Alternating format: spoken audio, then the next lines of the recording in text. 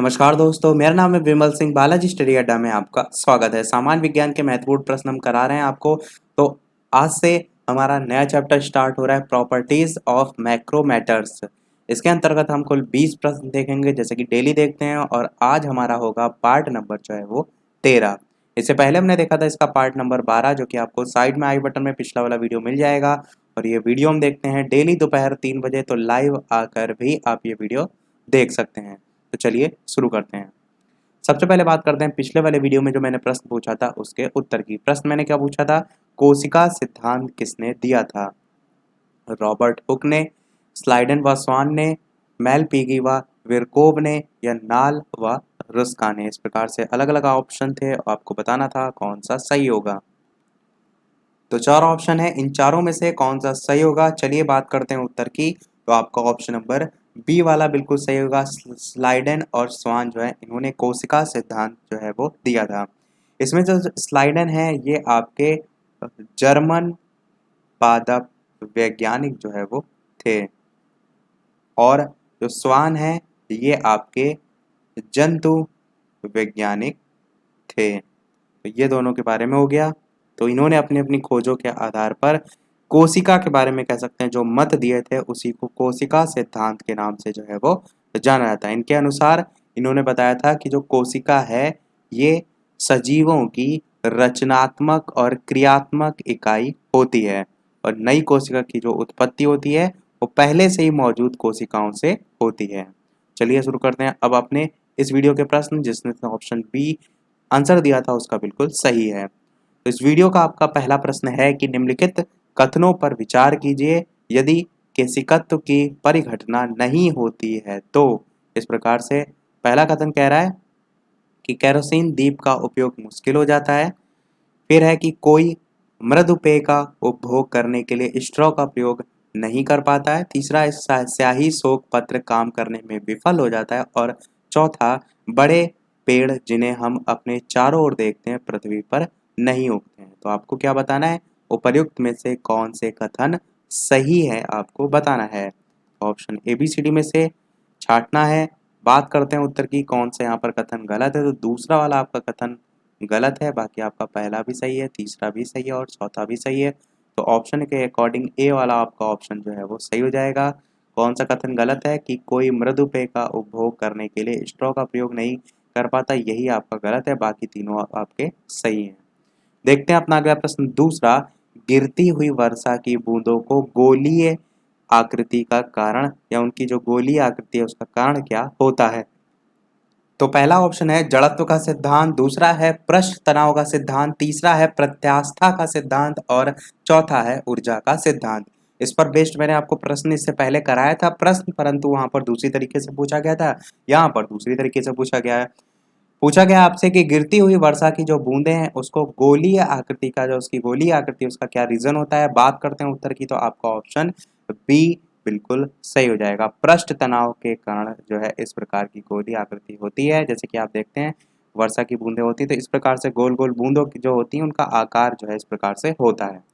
अगला प्रश्न 3 कह रहा है कि वर्षा की बूंद बूंद की गोल आकृति का रीजन क्या होता है। इससे पहले वाले प्रश्न में मैंने आपको बताया, यहाँ पर थोड़ा सा अलग तरीके से पूछा, उसमें अलग तरीके से। तो उत्तर आपका पहला ही सही होगा, पृष्ठ तनाव जो है आपका सही हो जाएगा।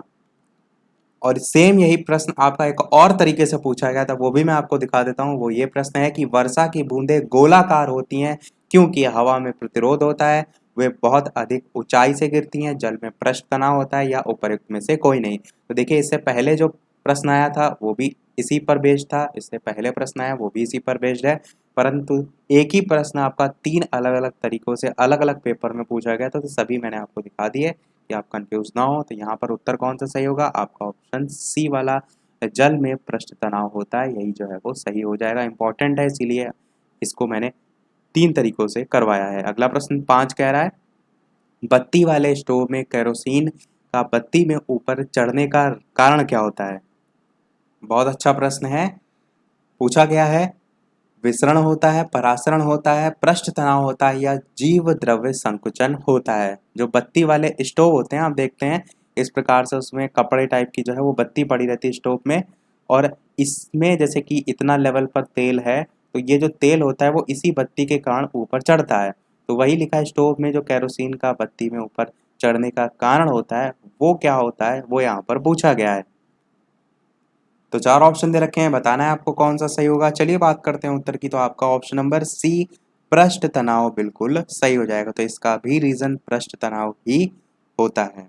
वर्षा का जो वर्षा की जो बूंदे उनका गोलाकार भी, और ये जो ऊपर चढ़ता है उसका भी रीजन।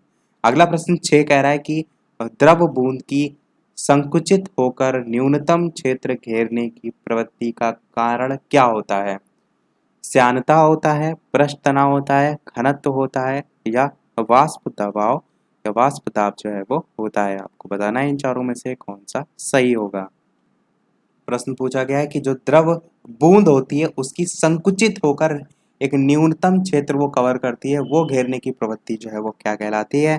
तो ऑप्शन ABCD में से कौन सा सही होगा। बात करते हैं उत्तर की। तो आपका पृष्ठ तनाव ही बिल्कुल सही हो जाएगा। तो देखिए लगातार लगभग 5 प्रश्न मैं आपको करा चुका हूँ जो कि टोटली पृष्ठ तनाव पर ही बेस्ड हैं, और सभी प्रश्न लगभग, ये इससे पहले वाला प्रश्न छोड़कर बाकी सभी एक ही जो है वो पैटर्न पर हैं। इसमें भी वही सेम चीज कहने का प्रयास कर रहा है कि जो बूंद होता है उसका गोलाकार होता है और वो न्यूनतम क्षेत्र घेरने की प्रवृत्ति का जो है वो रीजन पृष्ठ तनाव होता है। अगला प्रश्न 7 कह रहा है साबुन के बुलबुले के अंदर का जो दाब होता है वो वायुमंडलीय दाब से कम होता है, वायुमंडलीय दाब से अधिक होता है, वायुमंडलीय दाब के बराबर होता है, या वायुमंडलीय दाब का आधा होता है। अच्छा प्रश्न है, बताना है आपको साबुन के जो बुलबुले के अंदर का जो दाब होता है वो इनमें से कौन सा सही होगा। इसके अलावा वीडियो पसंद आए तो वीडियो को लाइक भी अवश्य कर दीजिएगा, ताकि इसी प्रकार अच्छे अच्छे प्रश्न मैं आपको प्रैक्टिस कराता रहूं, और इतने अच्छे अच्छे मैं आपके लिए प्रश्न लेकर आता हूं तो एक लाइक तो आपका बनता ही है। तो चलिए बात करते हैं उत्तर की, चारों में से कौन सा सही होगा। तो बी वाला आपका सही होगा कि वायुमंडलीय दाब से अधिक जो है साबुन के बुलबुले के अंदर का दाब जो है वो होता है। तो ये आपका ऑप्शन बी जो है वो सही हो जाएगा। चलिए देखते हैं अपना अगला प्रश्न 8वां। नीचे 2 वक्तव्य दिए गए हैं, इनमें से एक को कथन ए और दूसरे को कारण आर जो है वो कहा गया है। कथन क्या कह रहा है कि तापमान में वृद्धि के साथ ग्लिसरीन की श्यानता बढ़ जाती है। कारण कह रहा है कि तापमान में वृद्धि अणुओं की गतिज ऊर्जा को बढ़ा देती है। आपको क्या बताना है, उपरोक्त 2 वक्तव्यों के संदर्भ में कौन सा सही है आपको छांटना है। पहला कह रहा है कि ए और आर दोनों सही हैं, किंतु ए की सही व्याख्या आर नहीं है। दूसरा कह रहा है कि ए और आर दोनों सही हैं और ए की सही व्याख्या आर है। तीसरा कह रहा है कि ए सही है किंतु आर गलत है, और चौथा कह रहा है ए गलत है किंतु आर सही है। अब आपको छांटना है कि इनमें से कौन सा जो है वो सही होगा। तो कथन और कारण यहाँ पर इस प्रकार से दे रखे हैं, तो ABCD में से कौन सा सही होगा। चलिए बात करते हैं उत्तर की। तो बिल्कुल यहाँ पर आपका ऑप्शन लास्ट वाला डी जो है वो सही होगा, यानी कि ए यहाँ पर गलत है और आर जो है आपका बिल्कुल सही है। तो गलत कौन सा है कि तापमान में वृद्धि के साथ ग्लिसरीन की श्यानता बढ़ जाती है, तो ये आपका गलत है। चलिए देखते हैं अपना अगला प्रश्न। 9वां प्रश्न कह रहा है कि नीचे दिए हुए धातु गोलक और धातु वलय पर ध्यान दीजिए। गोलक वलय पत्ती से बने धातु वलय के छिद्र में धातु गोलक भर सकता है। यदि गोलक को गर्म करें तो वह अटक जाता है, परंतु यदि धातु वलय को गर्म करें तो यहाँ पर पूछा है क्या होगा। गोलक अटक जाएगा क्योंकि प्रसार के कारण छिद्र का व्यास घट जाएगा। दूसरा कह रहा है कि गोलक निकल जाएगा क्योंकि तापन से प्रसार के कारण वलय का व्यास बढ़ जाएगा। तीसरा कह रहा है कि गोलक निकल सकेगा क्योंकि छिद्र का व्यास परिवर्तित नहीं होगा। और चौथा कह रहा है कि गोलक निकल सकेगा क्योंकि वलय में कोई परिवर्तन नहीं होगा। अब आपको छांटना है इनमें से कौन सा सही होगा, ऑप्शन ए, बी, सी या डी। चलिए बात कर लेते हैं उत्तर की। ABCD में कौन सा सही होगा। तो बी वाला आपका सही होगा कि यदि धातु वलय को गर्म करें तो गोलक निकल सकेगा क्योंकि तापन से प्रसार के कारण वलय जो है उसका व्यास बढ़ जाएगा। बस यही आपका सही हो जाएगा। ये जितने भी आप प्रश्न देख रहे हैं सभी प्रैक्टिकल बेस्ड हैं। आप इन्हीं चीज़ों को करके देखेंगे तब आपको और अच्छे से समझ में आएगा। अगला प्रश्न 10 कह रहा है कि जब किसी झील की तली से उठकर वायु बुलबुला ऊपरी सतह तक आएगा तो उसका जो आकार है वो घट जाएगा, बढ़ जाएगा, यथावत बना रहेगा, या चपटा होकर तस्तरी नुमा हो जाएगा। चार ऑप्शन दे रखे हैं, बताना है आपको कि जब किसी झील की तली से उठकर वायु बुलबुला, आप देखते हैं जैसे कि यहाँ तक आपका झील का लेवल है, इसमें कोई नीचे तैर रहा है और ऑक्सीजन गैस जो है यहाँ से निकलती है और ऊपर बुलबुले के रूप में आती है, तो नीचे से लेकर ऊपर तक जो वायु बुलबुला है ऊपरी सतह तक आएगा, तो उसका जो आकार है वो जो है किस प्रकार से हो जाएगा वो यहाँ पर पूछा गया है। तो बात करते हैं उत्तर की, ABCD में से कौन सा सही होगा। तो बी वाला आपका ऑप्शन सही होगा कि वो जो है वो बढ़ जाएगा, तो आपका ऑप्शन बी जो है वो सही हो जाएगा। अगला प्रश्न 11 कह रहा है कि पानी की बूंद गोलाकार होती है, इसका रीजन क्या होता है। ये तो मैं प्रश्न आपको ऊपर करा चुका हूँ, तो बी वाला ऑप्शन पृष्ठ तनाव आपका बिल्कुल सही हो जाएगा, किसी का ये गलत नहीं होगा। अगला प्रश्न कह रहा है कि जब कोई जहाज नदी से सागर में घुसता है तब, यहाँ पर पूछा गया वह कुछ नीचे आ जाता है। इंपॉर्टेंट क्वेश्चन है ये, एक बार प्रश्न आपका IBPS में जो है वो पूछा गया था, वह कुछ नीचे जा जाता है या वह कुछ ऊपर उठता है। IBPS नहीं, आपका ये SSC में पूछा गया था, SSC CGL में पूछा गया था कि जब कोई जहाज नदी से सागर में घुसता है तो वह कुछ नीचे जाता है, वह कुछ ऊपर उठता है, वह उसी तल पर रहता है या वह समुद्र की तली में डूब जाता है। तो चार ऑप्शन है, बताना है आपको इनमें से कौन सा जो है वो सही होगा, ऑप्शन A, B, C या D। तो चार ऑप्शन में से कौन सा सही होगा, बात करते हैं उत्तर की ABCD में से, तो बी वाला आपका ऑप्शन बिल्कुल सही होगा कि वह कुछ ऊपर उठता है, ये आपका बिल्कुल सही होगा। नॉर्मल यदि आप सोचेंगे तो आप यही सोचेंगे कि जब कोई जहाज नदी से सागर में जाएगा तो नदी का लेवल और जो सागर का लेवल है वो हो सकता हो बराबर हो, जब मिल रहा है तो ऐसा हो सकता है कि वह ना तो नीचे जाएगा या उसी तल पर रहता है। आप यहाँ पर सी ऑप्शन को टिक कर सकते हैं, तो ऐसा नहीं, वह कुछ ऊपर उठता है, तो आपका ऑप्शन बी जो है वो सही हो जाएगा। अगला प्रश्न 13 कह रहा है कि एक सुई पानी में डूब जाती है जबकि लोहे से बना जहाज पानी पर तैरता है, क्योंकि। ये तो प्रश्न आपको बहुत बार देखने को मिला होगा और ये आपके वाइवा में भी क्वेश्चन इस प्रकार के पूछे जाते हैं कि ऐसा रीजन क्यों होता है। जहाज सपाट होता है इसलिए, सुई की नोक नुकीली होती है इसलिए, जहाज एक शक्तिशाली इंजन द्वारा चलाया जाता है इसलिए, या सुई का आपेक्षिक घनत्व उसके द्वारा हटाए हुए पानी के आपेक्षिक घनत्व से अधिक होता है। तो चार ऑप्शन है, बताना है आपको कि एक सुई पानी में डूब जाती है जबकि लोहे से बना जहाज पानी पर तैरता रहता है, उसका क्या रीजन होता है। तो ऑप्शन ABCD में से कौन सा सही होगा, बात करते हैं उत्तर की, तो डी वाला आपका ऑप्शन सही होगा कि सुई का आपेक्षिक घनत्व उसके द्वारा हटाए हुए पानी के आपेक्षिक घनत्व से अधिक होता है, इसीलिए ऐसा आपको देखने को मिलता है। अगला प्रश्न 14 कह रहा है कि लोहे की सुई पारे की सतह पर किस कारण से तैरती रहती है। डिफरेंट क्वेश्चन है, आपसे पूछा है लोहे की जो सुई है वो पारे की सतह पर किस कारण से तैरती रहती है। पृष्ठ तनाव के कारण, पानी के उत्प्लावन बल के कारण या उत्प्लावन के कारण, श्यानता के कारण या गुरुत्वाकर्षणीय बल के कारण। बताना है आपको लोहे की सुई पारे की सतह पर किस कारण से जो है वो तैरती रहती है। ऑप्शन ABCD में से कौन सा सही होगा, बात कर लेते हैं उत्तर की, तो आपका पहला वाला ऑप्शन बिल्कुल सही होगा कि पृष्ठ तनाव के कारण जो है लोहे की सुई पारे की सतह पर तैरती रहती है। अच्छा, इतनी जगह आपका पृष्ठ तनाव आया, यदि इसको आपको डेफिनेशन में डिस्क्राइब करना है तो आप किस प्रकार से करेंगे, तो आप कह सकते हैं कि द्रव के पृष्ठ के इकाई क्षेत्रफल की वृद्धि के लिए जो आवश्यक ऊर्जा है उसको उस द्रव का पृष्ठ तनाव जो है वो कहते हैं। ये एक आपकी डेफिनेशन के तौर पर हो जाएगी। साधारण शब्दों में आप कह सकते हैं कि कोई भी द्रव के सतह या कह सकते हैं पृष्ठ का एक ऐसा विशिष्ट गुण जिसमें जो द्रवों का पृष्ठ होता है वो एक प्रकार की प्रत्यास्थता, जिसे हम इलास्टिक कहते हैं, उसका गुण प्रदर्शित करता है, तभी तो आपकी बूंद होती है वो गोल आकार ग्रहण करती है। तो यही आपका हो जाएगा। और पृष्ठ तनाव को इंग्लिश में हम क्या कहते हैं, तो सरफेस टेंशन कहते हैं, SURFACE, सरफेस टेंशन, TENSION, ये जो है पृष्ठ तनाव को इंग्लिश में कहते हैं। तो ये आपका हो जाएगा। देखते हैं अपना अगला प्रश्न 15। अगला प्रश्न 15 कह रहा है मिट्टी का तेल पानी के ऊपर इसलिए तैरता है क्योंकि। चार ऑप्शन दे रखे हैं। पहला कह रहा है उसका घनत्व पानी के घनत्व से कम होता है, या उसका घनत्व पानी के घनत्व से अधिक होता है, या उसका घनत्व पानी के घनत्व के बराबर होता है, या उपयुक्त में से कोई नहीं है। बताना है आपको कि मिट्टी का तेल पानी के ऊपर इसलिए तैरता है क्योंकि। तो ऑप्शन ए, बी, सी या डी में से कौन सा सही होगा। बात करते हैं उत्तर की, तो पहला वाला आपका ऑप्शन सही होगा कि उसका घनत्व पानी के घनत्व से कम होता है, इसीलिए मिट्टी का तेल पानी के ऊपर तैरता है। अब घनत्व जिनको नहीं पता है वो बता दूं, घनत्व को इंग्लिश में डेंसिटी कहते हैं। घनत्व को हम इस प्रकार कह सकते हैं कि किसी पदार्थ के इकाई आयतन में निहित द्रव्यमान को उस पदार्थ का घनत्व कहते हैं। और घनत्व को P या D से जो है वो भी सूचित करते हैं, या कह सकते हैं इससे जो है निरूपित करते हैं। सूत्र क्या होता है इसका, तो P बराबर m/v जो है इसका सूत्र होता है।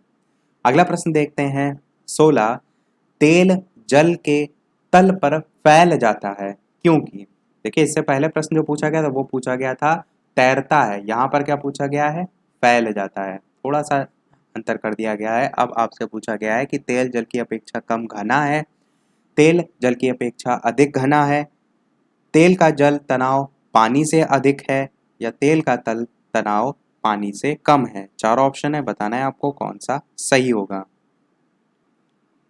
तो सेम पहले वाला प्रश्न है, बस बदल दिया गया है। चारों ऑप्शन में से बात कर लेते हैं। चलिए अब उत्तर की कौन सा सही होगा, तो लास्ट वाला ऑप्शन सही होगा कि तेल का तल तनाव जो है वो पानी से कम होता है, इसीलिए तेल जो है वो जल के तल पर फैल जाता है। आप देखते भी हैं, आप इस चीज को प्रैक्टिकली भी जो है वो देख सकते हैं। चलिए देखते हैं अपना अगला प्रश्न 17 कि एक केस नली में जल की अपेक्षा एक तरल अधिक ऊंचाई तक चढ़ता है, तो इसका रीजन क्या होता है। तरल का ताप जल की अपेक्षा अधिक है, या तल जल की अपेक्षा अधिक श्यान है, या तरल का पृष्ठ तनाव जल की अपेक्षा कम है, या तरल का पृष्ठ तनाव जल की अपेक्षा ज्यादा है। तो चार ऑप्शन दे रखे हैं, बताना है आपको कि एक केस नली में जल की अपेक्षा एक तरल अधिक ऊंचाई तक चढ़ता है, इसका रीजन जो है वो क्या होता है। और जो एक केस नली लिखा है इसको हम क्या कहते हैं इंग्लिश में, इसको हम कहते हैं capillary tube. CAPILLARY capillary tube, ये जो है आपका केस नली होता है। डिफाइन हम इसको कह सकते हैं कि एक खोखली नली जिसका व्यास बहुत कम हो और एक समान हो। और यदि बात करें कि इसका उपयोग मुख्यतः किस में होता है, तो पतली जो नलिकाएं होती हैं उसमें द्रवों की गति किस प्रकार से होती है। जैसे कि यहाँ प्रश्न में भी कह रहा है कि जल की अपेक्षा एक तरल अधिक ऊंचाई तक चढ़ता है, तो पतली नलिकाओं में द्रवों की गति किस प्रकार से होती है, इसकी घटना के प्रदर्शन के संबंध में इसका यूज जो है वो किया जाता है। अब बात करते हैं इन चारों में से उत्तर कौन सा सही होगा, तो आपका ऑप्शन नंबर डी वाला बिल्कुल सही होगा। तरल का पृष्ठ तनाव जल की अपेक्षा ज्यादा है। देखिए इससे पहले वाले प्रश्न में भी वही चीज थी, तेल का तल तनाव पानी से कम है, यहाँ पर तल तनाव लिखा हुआ है और अगले वाले प्रश्न में पृष्ठ तनाव लिखा हुआ है। तो मैं क्या आपको कह रहा हूँ कि प्रश्न एक ही प्रश्न को बहुत ही अलग अलग तरीकों से पूछा जाता है। यहाँ पर प्रश्न आपका ये पूछा गया तरल अधिक ऊंचाई तक केस नली को लेकर, वहां पर अलग पूछा गया था। तो इस चीज को सारी चीजें समझते चलिए। देखते हैं अपना अगला प्रश्न 18। यदि साबुन के दो भिन्न भिन्न व्यास के बुलबुले को एक नली द्वारा एक दूसरे के संपर्क में लाया जाए तो क्या घटित होगा। छोटा बुलबुला और छोटा व बड़ा बुलबुला और बड़ा हो जाएगा, या दोनों बुलबुलों का आकार वही रहेगा, या समान आकार प्राप्त करने के लिए छोटा बुलबुला बड़ा व बड़ा बुलबुला छोटा हो जाएगा, या दोनों बुलबुले संपर्क में आते ही फट जाएंगे। तो चार ऑप्शन दे रखे हैं, बताना है आपको इनमें से कौन सा सही होगा। सभी प्रैक्टिकल बेस्ड हैं, मैंने इससे पहले भी बताया कि ये सभी प्रश्न आपके एनसीईआरटी बेस्ड हैं, और आगे जितना भी आप टाइम आने वाला है उसमें एग्जाम पैटर्न आपका कहीं ना कहीं एनसीईआरटी बेस्ड ही जो है वो होगा। तो इन प्रश्नों की आपको अच्छे से अच्छे प्रैक्टिस करनी है, और यदि आपके पास समय हो तो एनसीईआरटी किताबों को भी आप पढ़ सकते हैं। एक बहुत अच्छा विकल्प है समय का उपयोग करने का। तो चलिए बात करते हैं उत्तर की इनमें से कौन सा सही होगा। तो पहला वाला ऑप्शन बिल्कुल सही होगा कि छोटा बुलबुला और छोटा और बड़ा बुलबुला और बड़ा हो जाएगा जब इस प्रकार की घटना जो है वो घटित होगी। यानी कि यदि साबुन के दो भिन्न भिन्न व्यास के बुलबुले को एक नली द्वारा एक दूसरे के संपर्क में लाया जाएगा तो ये घटना जो है वो होगी। देखते हैं अपना अगला और इस वीडियो का लास्ट प्रश्न, और इस प्रश्न के बाद एक प्रश्न हम आपसे भी पूछेंगे, जैसे कि सभी वीडियो में हम आपसे एक नेक्स्ट प्रश्न पूछते हैं। इसके अलावा वीडियो अभी तक आपने लाइक ना किया हो, थोड़ा भी वीडियो आपको पसंद आया हो, तो एक लाइक तो आपका बनता ही है। आपके एक लाइक से मुझे भी मोटिवेशन मिलता है, एक लाइक तो आपका बनता ही है। इसके साथ साथ चैनल पर नए आए हो तो सब्सक्राइब भी अवश्य कीजिएगा। टेलीग्राम चैनल से नहीं जुड़े तो डिस्क्रिप्शन में लिंक मिल जाएगी, सर्च करके भी जुड़ सकते हैं। देखते हैं प्रश्न 19। पानी के 4 डिग्री सेल्सियस पर शरीर तैरता है, यदि तापमान 100 डिग्री सेल्सियस हो जाए तो क्या होगा? अच्छा प्रश्न है कि कोई परिवर्तन नहीं होगा, शरीर डूब जाएगा, कुछ अधिक भाग पानी में डूबेगा या अधिक आसानी से तैरेगा। 4 ऑप्शन दे रखे हैं। बताना है आपको कि पानी के 4 डिग्री सेल्सियस पर शरीर तैरता है, यदि टेम्परेचर 100 डिग्री सेल्सियस हो जाए तो क्या फर्क इससे पड़ेगा? तो चलिए बात कर लेते हैं उत्तर की, एबीसीडी में से कौन सा सही होगा। तो आपका ऑप्शन बी, शरीर डूब जाएगा, ये बिल्कुल जो है वो सही हो जाएगा। तो ये टेम्परेचर का प्रभाव आपको देखने को मिलेगा। चलिए अब देख लेते हैं वो प्रश्न, जैसे कि सभी वीडियो में हम आपसे एक ना एक प्रश्न पूछते हैं। इस वीडियो का आपके लिए प्रश्न ये है कि निम्नलिखित में से कौन सा सबसे अधिक श्यान है? पानी है, अल्कोहल है, शहद है या गैसोलीन है? यदि आपको श्यान नहीं पता है तो इसको नेट पे ढूंढिए, क्योंकि नेक्स्ट वाले में जब मैं आंसर बताऊंगा तब इसको बता दूंगा मैं वहाँ पर। तो इसको ढूंढिए, समझिए और उसके बाद option A B C D में से कौन सा सही होगा अपना उत्तर वीडियो के मेन कमेंट में टाइप करके अवश्य बताइएगा। तो इसी के साथ हमारे ये पार्ट समाप्त होता है। इसके अलावा अदर प्लेलिस्ट जैसे कि आपकी साइंस की, ईवीएस, कंप्यूटर, अलग अलग आपको डिस्क्रिप्शन में मिल जाएगी, प्लेलिस्ट में भी आप जाकर देख सकते हैं। यदि फिर भी ना मिले तो कमेंट में टाइप करके भी आप पूछ सकते हैं। तो इसी के साथ हमारे आज का पार्ट समाप्त होता है। आज के वीडियो में इतना ही। वीडियो पसंद आया हो तो लाइक अवश्य कीजिएगा, नए हैं चैनल पर तो सब्सक्राइब कीजिएगा। चलिए मिलते हैं अगले वीडियो में नए टॉपिक के साथ। तब तक के लिए नमस्कार। Thank you for watching.